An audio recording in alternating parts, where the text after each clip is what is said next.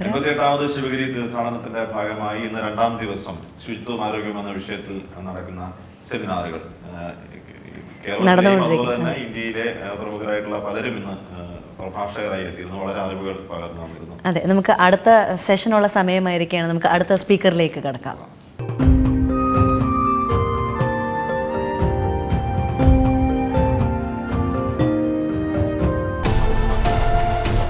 മുൻ Indian volleyball താരം 1973 മുതൽ 1982 വരെ കേരള വോളിബോൾ ടീം അംഗം, 1993 ബാച്ച് IPS ഉദ്യോഗസ്ഥൻ, കേരള വോളിബോൾ ടീം മുൻ പരിശീലകൻ. സ്വാഗതം ചെയ്യാം വളരെ ആദരവോടെ 88ാമത് ശിവഗിരി ആഗോള തീർത്ഥാടനത്തിലെ അഷ്ടലക്ഷ്യങ്ങളിൽപ്പെട്ട ശുചിത്വ ആരോഗ്യ സമ്മേളനത്തിലേക്ക് തൃശൂർ റേഞ്ച് മുൻ IG Mr. Govinath IPS. Shivagiri pilgrimage is an annual congregation of devotees of Sri Narayana Gurudevan celebrated during December-January every year. Sri Narayana Gurudevan, as you all know, is a great spiritual leader from Kerala, and he was instrumental in demolishing the evils of caste system in Kerala. He is regarded as one of the greatest social reformers in the world, and he has followers all over the world, and he is highly revered as a leader in social change. Gurudevan is considered as a great philosopher of par excellence, and he was successful in steering many generations of the downtrodden and backward communities of Kerala and India to prosperity and good living.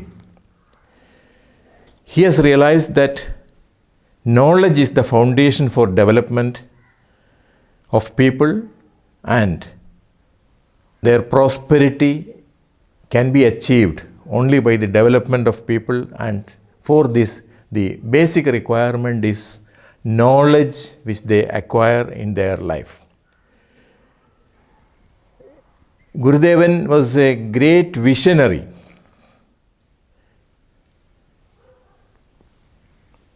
and he has designed the Shivagiri pilgrimage as an annual feature with the intention of spreading knowledge in various fields of science, technology, life, social skills, etc., in addition to the spiritual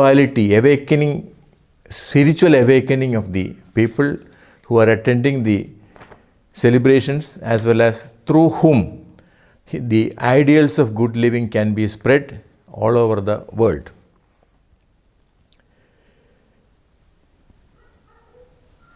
As you all know, the Shivagiri pilgrimage is associated with or celebrated with spiritual functioning, rituals, and in addition to that, we have got seminars on various subjects attended by experts in the respective fields.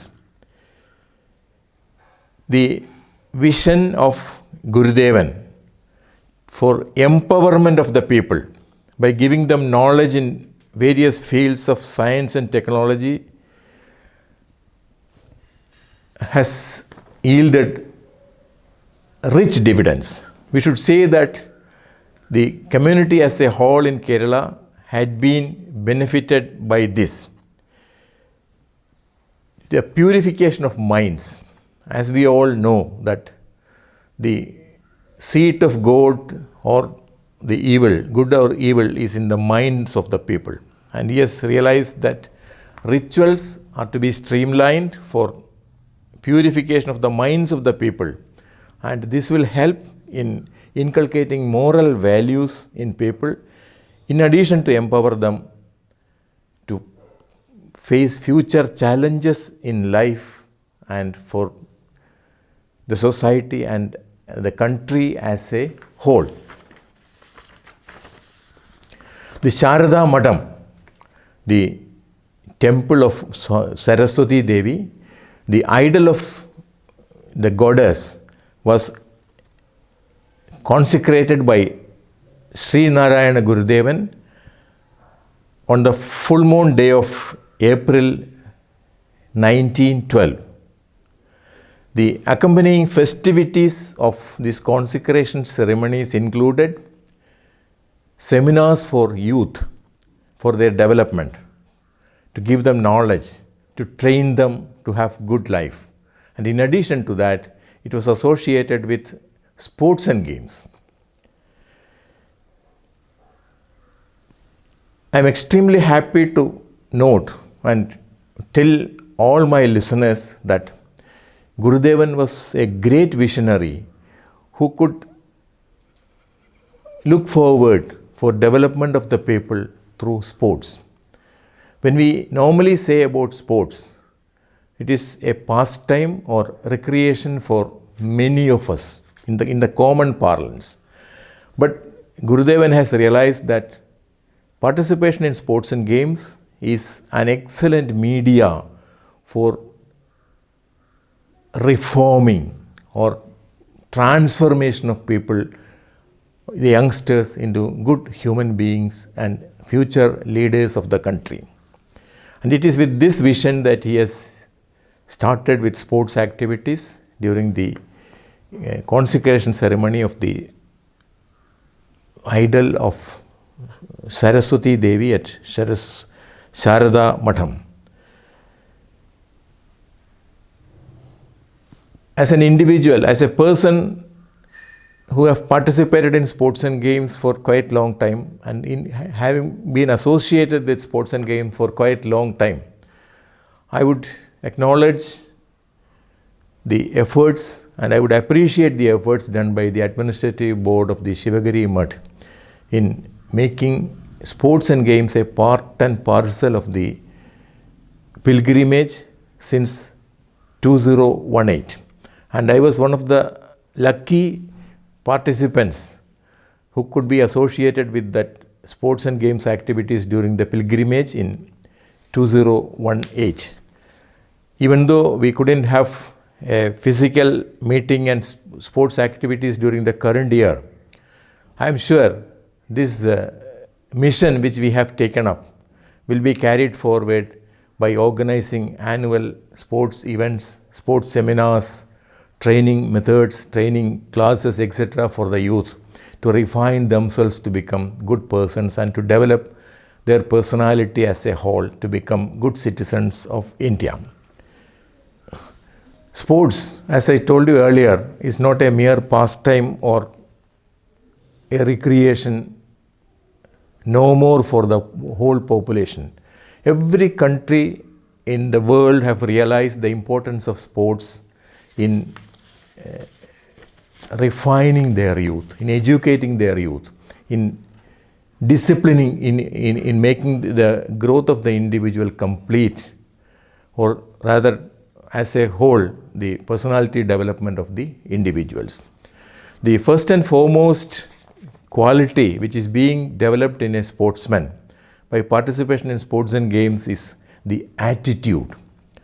Normally, whenever we think about something, or when we are to do something, or when we are imagining to do something, what clearly matters is whether you have sufficient knowledge, whether you have sufficient resources to do the task.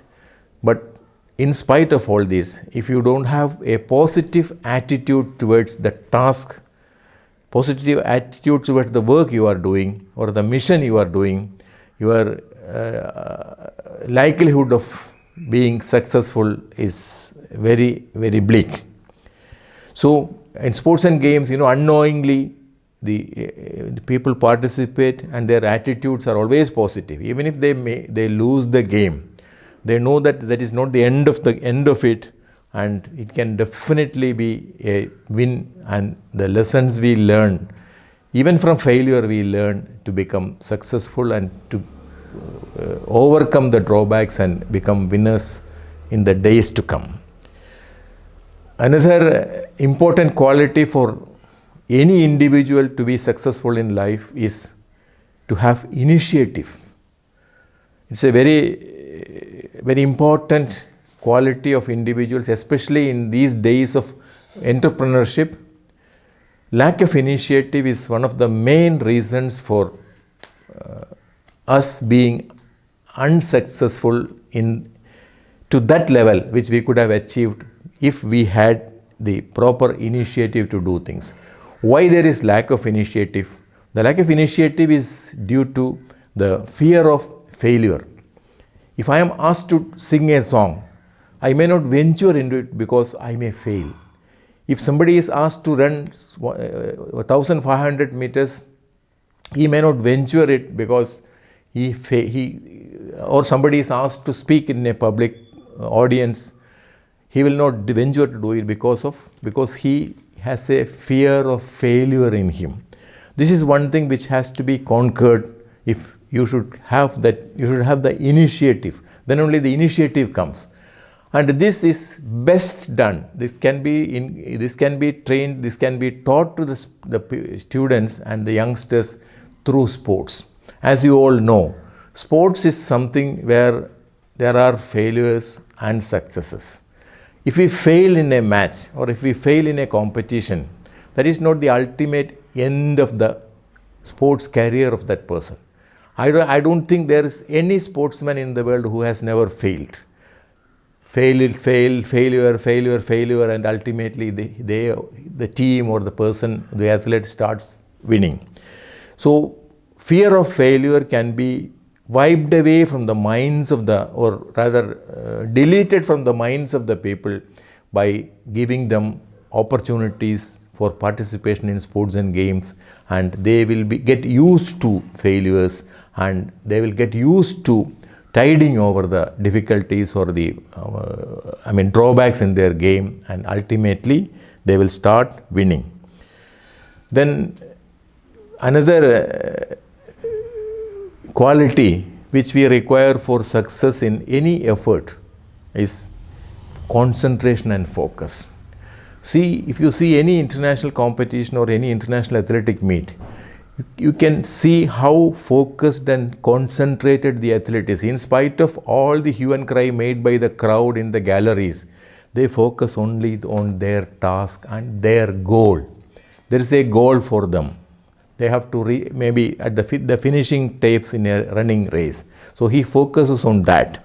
And this quality comes into us, and especially when games and sports, when we focus on our goals, at the same time we come across crises. In a football match, for example, you may be defended by an equal number of players, how to tackle them. All this there has to be a presence of mind to assess the performance, to assess the situation, and to take a decision what to be done. A football player in the goal area of the opponent team has got many options to pass the ball to his forwards in the attacking line. Choosing the player, identifying his location, identifying the weakest point in the opponent's defense, and passing the ball to that player who can convert that ball into a goal. That decision has to come in a fraction of a second, and that has to be executed and implemented without fault. So such qualities, such time-bound qualities are being trained in sports. Now compare it with life. We come across a lot of issues, a lot of problems in our life, a lot of crisis situations, and we are to take decisions. And the decisions has to be in time. So by training themselves to be good sportsmen and seriously involving in it, a habit of assessing the situation and taking decisions, the best decision which will be to his favor, can be that habit comes into an individual, and he can be a successful person in his life. We are all social beings. Social skills is something which cannot be taught by a PowerPoint presentation or through internet. with due respect to all the communication facilities available to us and the technological support available to us, we are a social being, and social skills, how to interact with people, how to involve yourselves in a group activity, how it is possible, even, I mean, whatever be the knowledge, let them have a knowledge to win a Nobel Prize, or, I mean, who can challenge any intellectual wizard in the world. How he mixes up with the society in which he lives, how he is useful to the society, how he can interact with the society, all these are very, very important, and his communication skills with the society. Communication doesn't confine to the language alone, the body language, the way in which he speaks, the way in which he listens to others, all these things are very, very important in the personality traits of an individual. And when you play together, you play for your team. You first of all, you become a good member of the team. Then you become a leader of the team. And the performance of the team depends on the performance of all the players.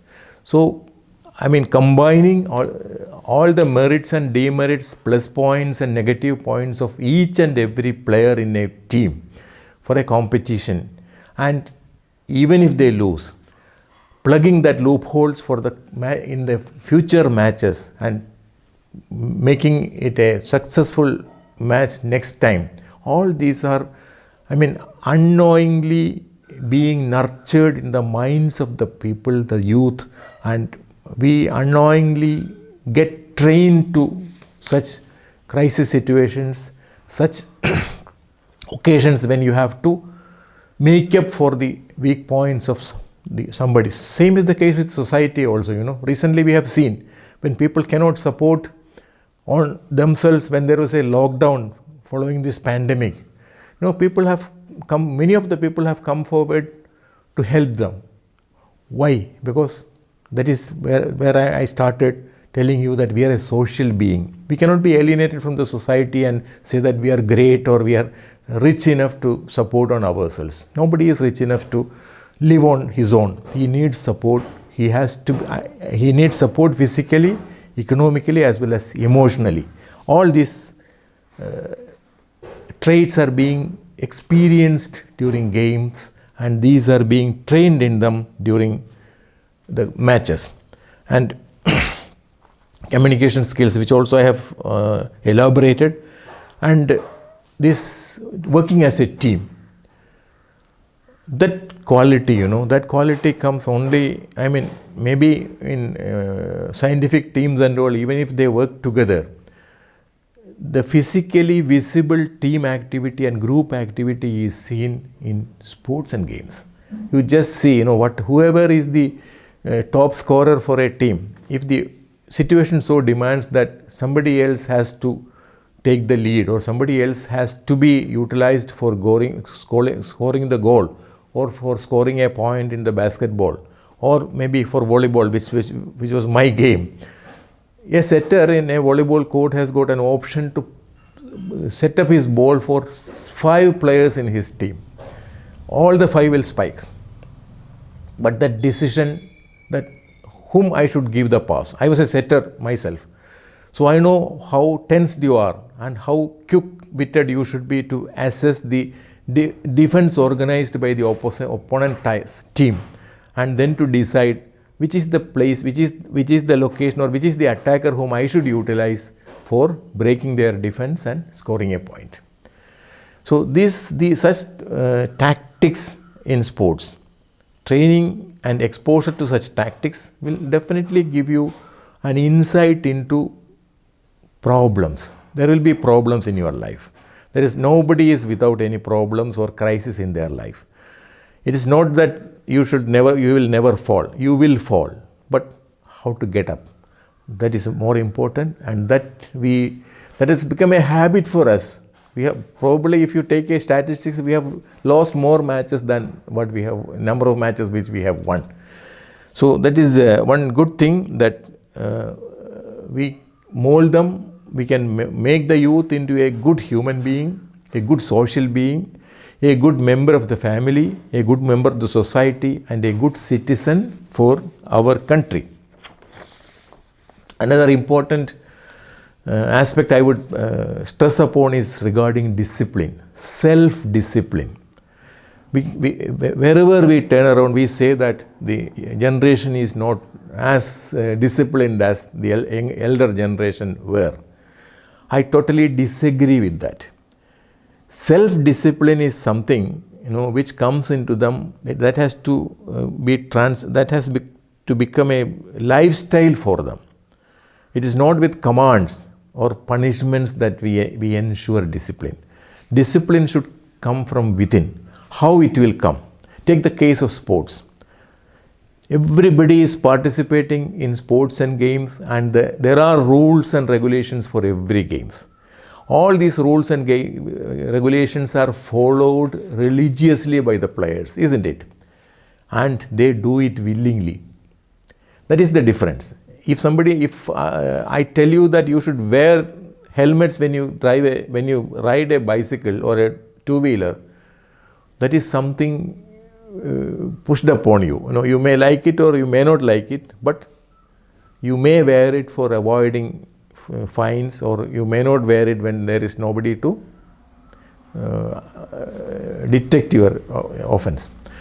And if somebody says that you should not pluck a flower from this garden, the natural tendency is to, there is such an instinct is there. But take the case of sports. If somebody comes to play volleyball, somebody comes to play cricket, somebody comes to play basketball, all these rules and regulations are accepted by him. He follows the rules willingly. So the net result is, unknowingly, a habit of observing rules is being put into him, and that is being nurtured. And when somebody else does something outside the rules, it is pointed out and he is penalized in the game. So, that game as a whole, leave alone whether you win or lose. But these are certain points which should definitely be focused and should be given priority, and we should have if possible, the total population of an area or the state should somehow or the other brought to community sports fields to be involved in sports and games. And this can be a great mission for social organizations like and the Shivagiri Mutt, which is trying to have social upliftment of the society. And I am coming to the last point. What's the relation between spirituality and sports? It sounds that there is no relationship between spirituality and sports, except that both starts with the letter yes. But I would reiterate that spirituality or willingness to submit to a supernatural power, the God Almighty, is always there in sportsmen. You might have seen quite good number of international sports events. You might have seen a lot of matches in which some teams win, some teams lose. Take the case of an athlete. Take it maybe athlete of the stature of even Usain Bolt. When he is in the starting block for the 100 meters or 200 meters race, and when the event is about to start, he touches the grounds and makes a prayer and looks up at the sky, isn't it? And see the cricket players, hockey players. The moment a sixer is scored, they raises the bat and bows to the god, isn't it? And every team, every player enters the ground after touching the ground and putting the hands on his forehead. I have done it, still do it. I have seen all of them doing that. There is no ideological differences in that. Whether it is a capitalist country or whether it is a communist country or a socialist country, every sportsman whom I have seen for the past 45 years has got are ardent believers of some supernatural power, which also has to play a role in his performance as well as his personal life. You see any match, maybe a football match, before the match, everybody of the team, all members of the team with the coach and manager assembles, they offer their prayers before entering the ground.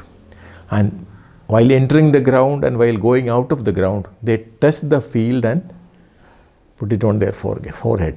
Same is the case with volleyball.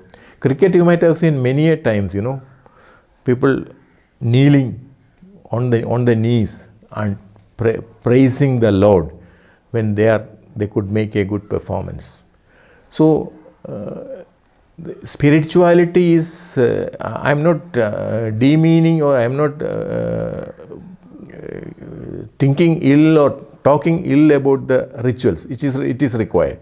Because for lesser mortals like us, there has to be something in which we have to believe so that we can go there, pray, give offerings and observe the rituals in a temple or in a mutt. In addition to that, this I am telling you only to supplement that. It is not as a replacement. To supplement that, we should know that sportsmen and people involved in sports are ardent, hardcore, spiritualistic persons, and everybody, I have seen many people, and they even believe in omens. The day, the time, what all things they had to experience before the competition, after the competitions. So I am sure this can be an excellent blend. Spirituality, social reformation, the philosophy of life, the personality development, everything combines well with sports. And sports is one area where you can attract the youth of the nation. And if the youth of the nation is properly given knowledge and enlightenment and motivation to improve themselves, to empower themselves and become good members of the society, and that results in good families, and good families together make a good society, and societies like this make a good nation. So my humble request to all those who are listening to me is that Gurudevan, the great visionary, has years back, more than 100 years back, could visualize sports and games as an effective medium for training youth into good citizens of the country and to empower them to be good citizens and make them successful in their life. Now we have started with, and we have to now take it as a mission. We should carry forward the mission of fulfilling the dreams and vision of Srinarayana Gurudevan and make that sports is an integral part of the life of every individual. And this is definitely going to give us rich dividends. Let us hope that we can materialize this in the years to come during the pilgrimage sessions as well as the year-long programs for spreading the teachings of Gurudevan as well as in refining the people of the state. And let us all join hands in this mission to make the vision and our dreams of making an ideal, enlightened, prosperous society come true in the years to come. Thank you very much.